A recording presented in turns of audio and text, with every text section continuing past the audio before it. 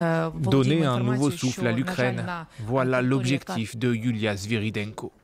Du haut de ses 39 ans, elle dirigeait depuis 2021 le ministère de l'économie. J'ai discuté avec Yulia Sviridenko.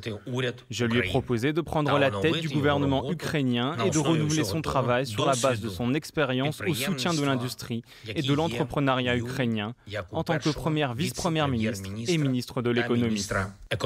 Dans un communiqué, Yulia Sviridenko a d'ores et déjà fixé ses priorités, à commencer par renforcer le potentiel économique de l'Ukraine, ainsi qu'accélérer la production d'armes pour être moins dépendante de ses alliés. Au ministère de l'économie, elle a notamment dû gérer la question des terres rares ukrainiennes.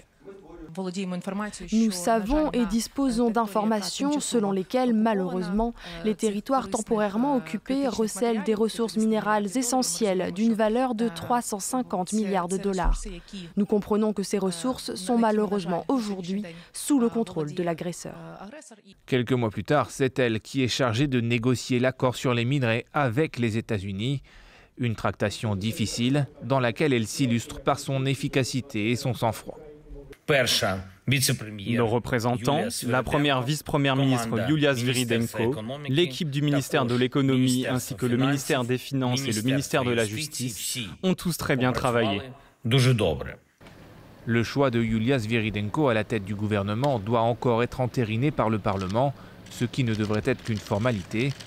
Son prédécesseur, Denis Shmyhal, lui, devrait hériter du ministère de la Défense.